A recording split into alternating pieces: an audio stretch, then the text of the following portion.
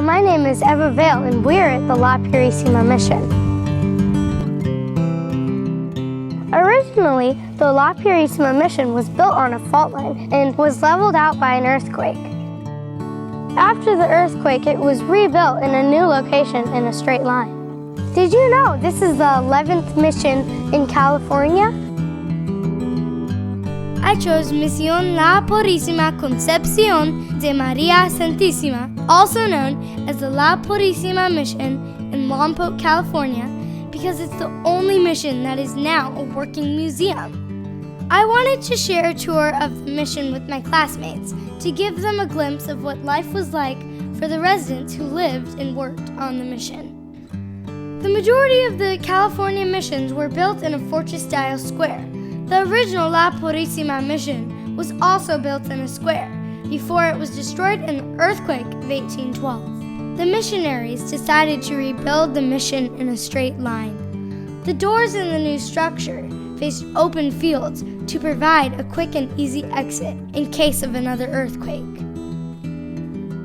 Like all California missions, La Purísima was established to spread the Catholic religion and to give Spain a foothold in Alta California.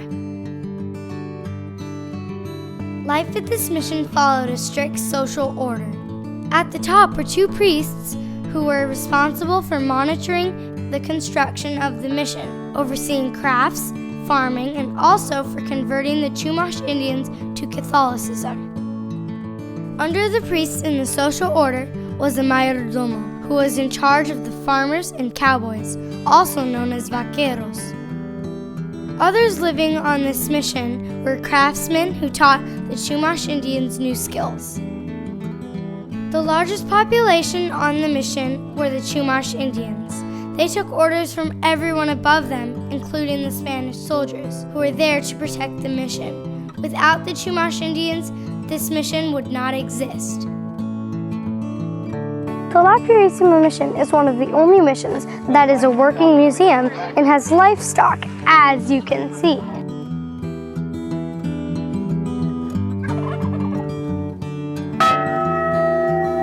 Bells are very important because they represent happy times, sad times, danger. Bells also represent the start of the day and the end of the day.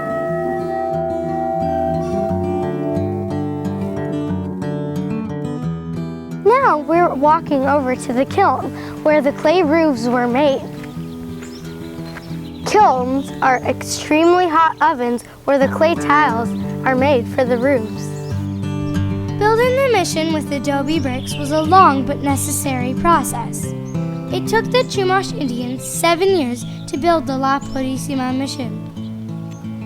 Here at the La Purísima mission, the ground is made out of clay, so it's very easy to work with. This is where they make the mixture to make these adobe bricks. They set these adobe bricks out and let them dry in the sun. Adobe walls kept the heat inside when it was cold outside, and it kept the inside cool when the weather was hot. Let's go inside the Monjerio. When the Chumash girls turned 11, they came to the Monjerio to live. In the Monjerio, young Chumash girls were locked inside at night. Here, they learned all of the skills they needed to be a good Catholic wife, but they did not learn how to read or write.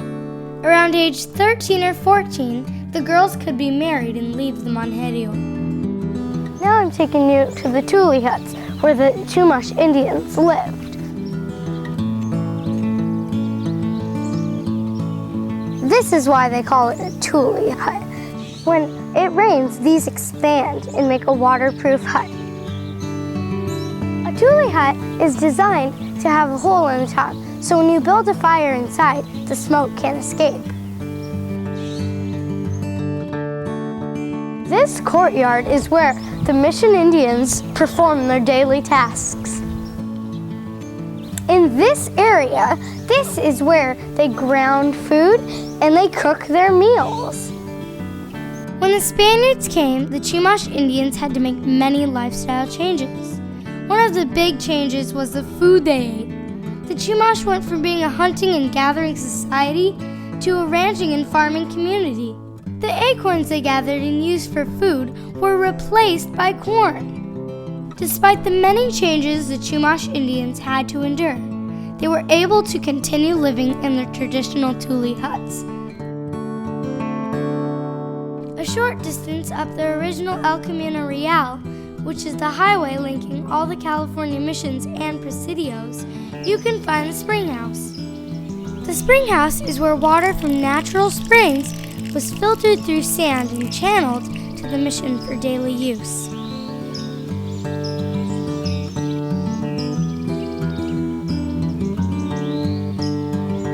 This is where the Chumash Indians did their clothes washing and their bathing. They loved to stay clean, unlike the Europeans. As I said, the Chumash liked to stay clean.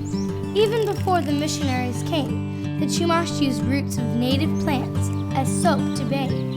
The missionaries taught the Chumash how to create soap out of tallow, cow fat, and a dangerous chemical called lye. This new soap, of course, replaced what the Indians had been using. In this apartment, the master weaver taught the mission Indians how to weave and spin. Did you know that they made 1,000 blankets a year? Some blankets they kept for themselves, and other blankets they traded for things that they needed. The La Purisima mission thrived for many years and was very successful trading blankets and leather. The decline of the mission started when Spain was at war with Mexico. Spain stopped funding the mission, supplies stopped coming, and soldiers were not being paid. The soldiers forced the Chumash to work or be punished, so the Chumash revolted against the soldiers. More soldiers came from Monterrey to end the revolt, but life on the mission was never the same.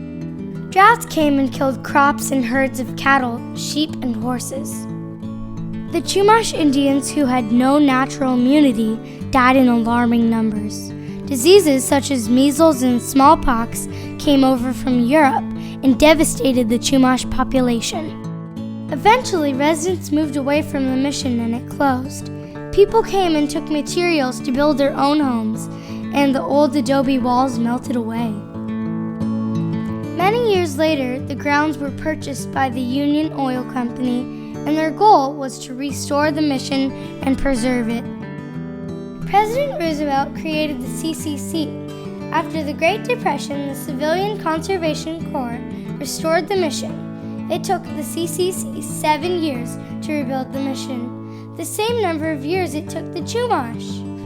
Today, the mission is this beautiful working museum where people of all ages can come and experience a piece of living history. I hope you enjoyed this brief tour of the La Purisima mission.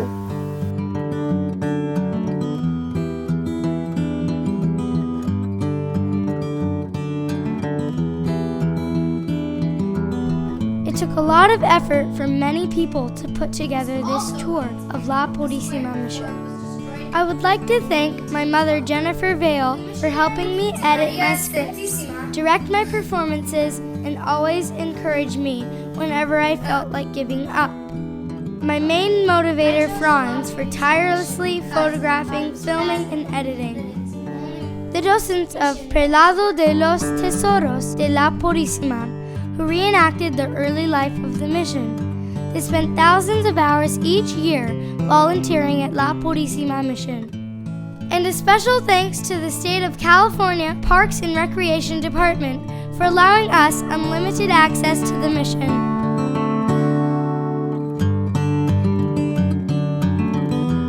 Hello, my name is Evva, and I am in the... Hello, my name is Evva, and I am at the La Puri... Here at the La Puri, they made 1,000 blankets a year. Action. This is where they scoop the adobe out and make their mixture. They make the mixture to level. This mission, Franz. Start over? Yeah. This area, the heat in and kept food. But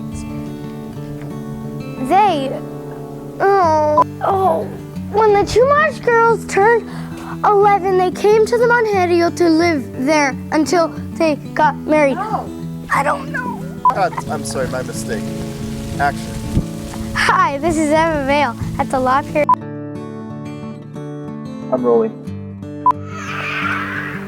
Testing. Texting. This is the bench where I take a rest before I walk another mile.